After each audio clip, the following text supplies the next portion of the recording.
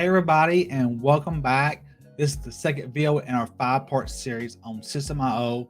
Today's topic is going to be going through and showing you how to create a landing page. To recap, showing you again how we can use System.io to learn how to use it for beginners. If you're just new to affiliate marketing, it's a great way because it's super cheap. So this is a test account I have. I use it only just when I want to test stuff or do tutorials and stuff like that. I'll use this account for that. Mainly because this is a free account, type of account you'll end up using. As you can see, I had the option to upgrade up here. If you want to dive in and create a single landing page funnel, when I say a landing page funnel, what I generally refer to meaning is a one-page funnel. And we'll give you an example of that right here. So I go to funnels at the top and I hit the create button. Normally, whenever you are doing this, they give you options for how you want to set the funnel. I'm gonna call this my landing page. I want to build an audience. What I mean by build an audience, generally with a landing page, you're just using it to collect emails. So that'll be what you want to do here. Now, by default, the landing page funnels will have 2 pages. We call this a 2-page funnel. For a landing page funnel, or we'll generally just have a single page we want, so we can go ahead and delete this thank you page. And there's just a little trash can icon underneath it here. Now, you can choose from any of the templates we have, but I'm gonna show you how to do it manually because I want to make sure you are able to fully build a use System.io and not just have to do it from a template. So we're going to scroll to the very bottom of our templates here. Select this blank one, hit select. I'm going to rename this and say landing page. I'm going to do a hyphen opt in. I'm going to say landing. Now let's do this. Let's do hello. What this does is, by default, when you're System.io account, you're going to have your username.system.io as your URL. You can hit this icon here, and anything after the slash that's in this text box here will be the URL. So if I click on that link icon, it actually copies to my clipboard. I can paste it to the top of here, and I go to Tyler Hughes test.system.io / obviously it didn't save. There we go.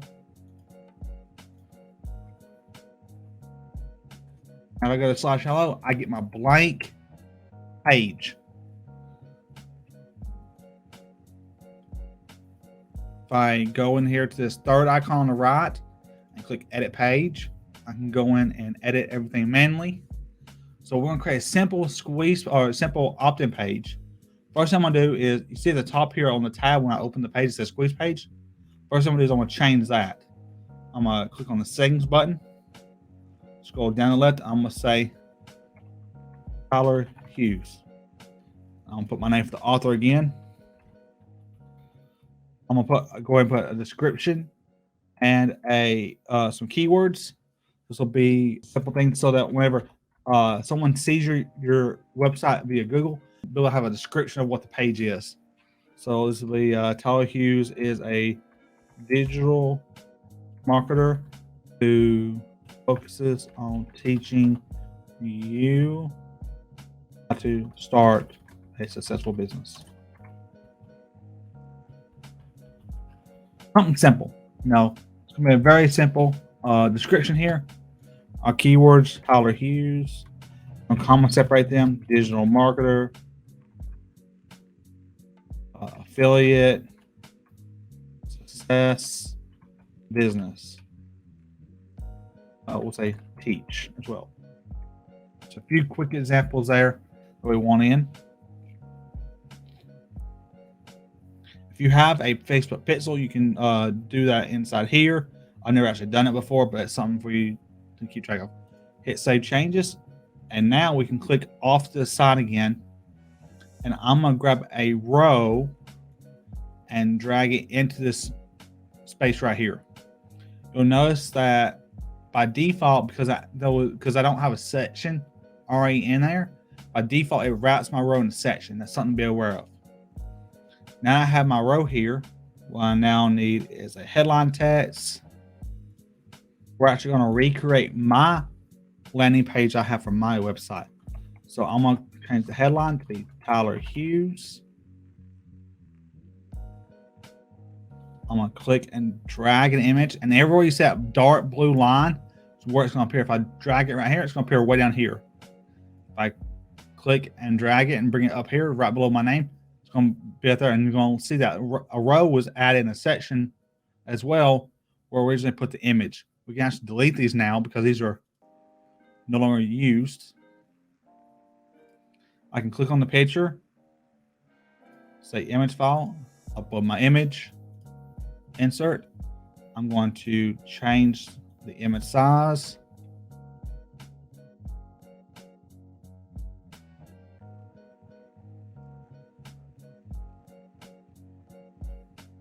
I typically do about 300 on the image size, so it's not too large. And then we're going to add in some text. We're going to drag it, that blue line be right below the picture. I'm going to make this super easy, and I'm going to copy my existing text in.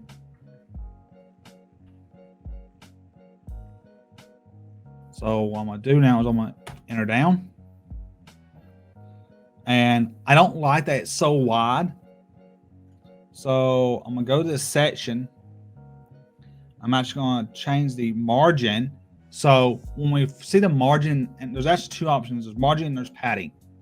When you think about the circle, where the blue square for the section here, when you think about the margin, all the white space outside of the blue line is the margin. And the white space inside of it, between it and your stuff that you added to your page, is the padding. So if you see here, if I change the padding left, so you can see how much space I have right now, I have 40. If I say 400, it just took the space between this line and here and squished it down. If I had done, we'll take it back to 40 here. If I made this 400, you can see the line between the space between here and this over here is what moved. So it all depends on which one you want to change. That's the easiest way to identify whether or not you want to change the margin or the padding. I actually want to change margin, and which one? Keep 300. Now what I'm going to do is I'm going to save. I'm going to hit open. And that gives me an idea how it's going to look, because on this page here, when we're editing it, it's not what the size you see on the page right now is not the actual size that will be on the site when you load it up, because the editor here is having to take into consideration your settings over here. So it may look small right here, but you'll see it's actually a lot bigger, a lot wider when you actually load the page up. So these numbers you'll have to adjust and then keep viewing it until you get the way you look, the look you want. So what I'm going to do real quick is I'm actually going to make this easier for me to tell the look I want. I'm going to go down here to shadow, and I'm going to add a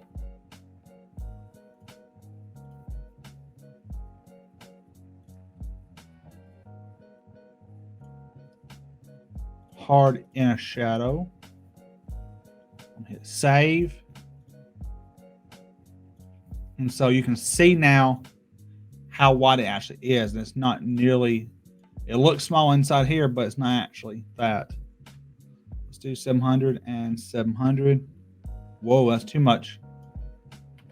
6 and 6. So, and this is just a go for the feel of what you want. I think 500 is the correct one here.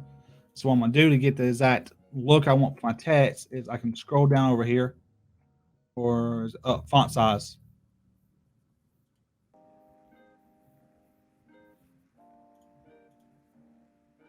I'll go up to 28, I think.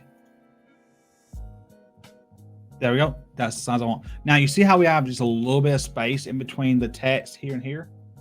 So what I can do is I can click on my image. it'll just select it. If I click again, it'll put the settings for it. I can scroll down here, and under margin, if I click the second option here, these represent different margins. So we got top, right, bottom, left. You can actually see it just moved here. See how it went from there to there? It actually moved down a little bit.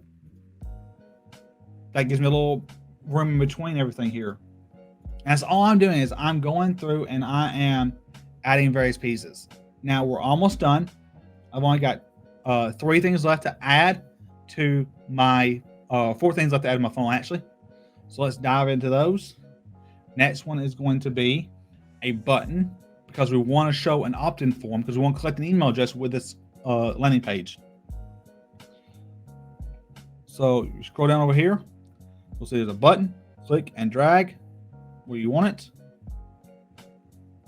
It's going to give us some space in between it. That's fine. I'm going to click on it. I'm going to say show pop-up. I'm not going to have a pop-up right now. We're going to add that later. So click on again to view the settings of it. You're going to click the background color, make it what you want it to be. I want it to be still red for now. Now I'm going to say on this, you can find the what's this button text and say join my private Facebook group.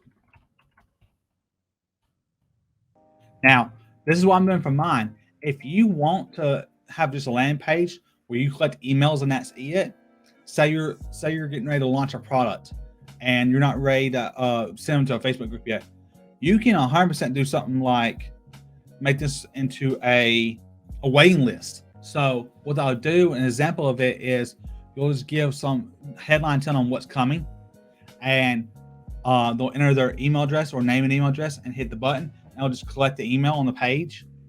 And at some point in the future, you can send them emails, and that's all there is to that. That is a waitlist landing page. It's something you can do if you're ready to launch a product. But if you're like me and you're probably trying to build a community because you want to generate leads, send them to a Facebook group is a great way to do that.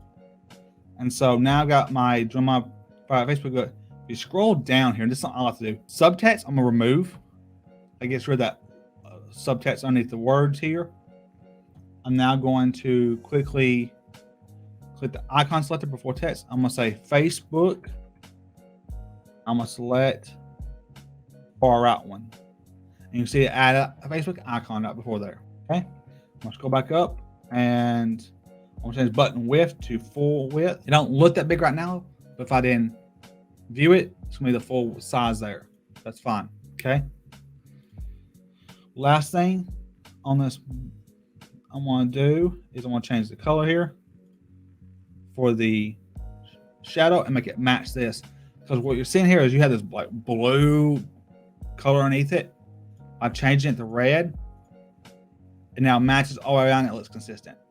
This can be whatever color you want to be as well. I'm just throwing a red color here. It's not the color I actually use, but I wanted something to make it easy to do.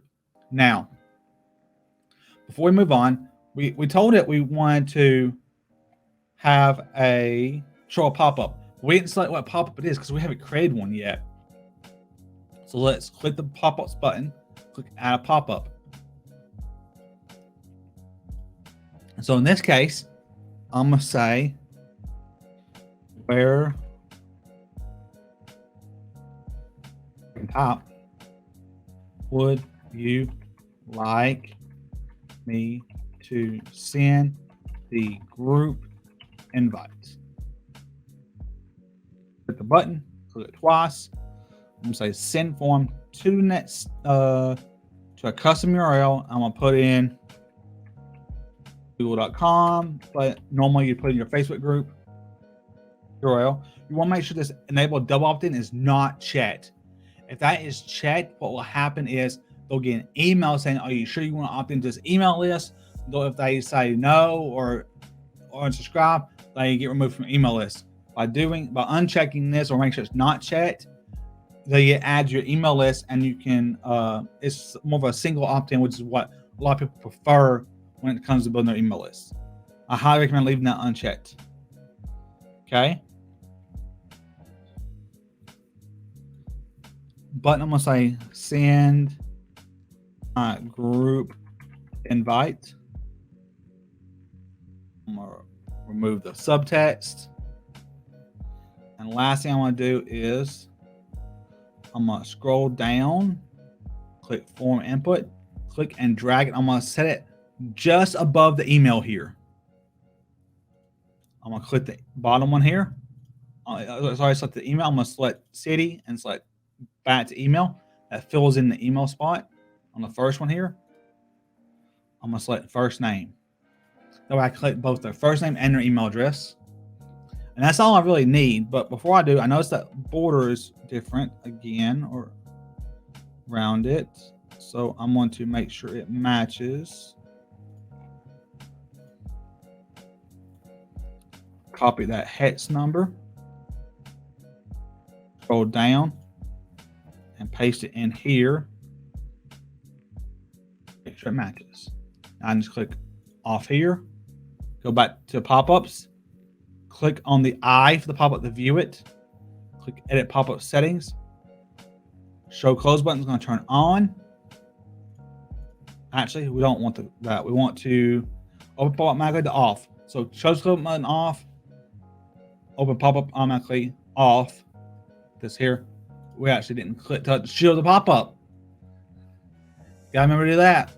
Sometimes you learn these things and you'll forget about it, and then when you see it happen, that's when you'll remember it. That's when we test these things. Now, if I click on a button, my pop-up shows up. I'll have to fill it. It'll actually require you to do that. But once you do that, it'll actually send you to that URL, which we put google.com. But that's a great way to do it. So that's your pop-up. Technically, you could be done right here with this, but I'm not done because I want to give them a reason to join my group. So I'm going to do another headline, throw it in below the button, and say, you'll get access to. I'm gonna throw in, actually, I don't want that. I want to do a bulleted list. That's what I want. So this can be where we want to be. In my case, I threw in the following. This is something I'm actually working on right now, is weekly trainings and a private community to network with. 2 items there. You can actually make the icon color whatever you want to. If I wanted to make it a green color, I can. Purple, whatever. We'll do purple, just make it stand out for this example. And the last thing we want to do is we want to clean this up a little bit. And I'm going to do that by adding a horizontal line here and here. Actually, click and drag this here. There we go. And so I'm going to take that, I'm going to bold it.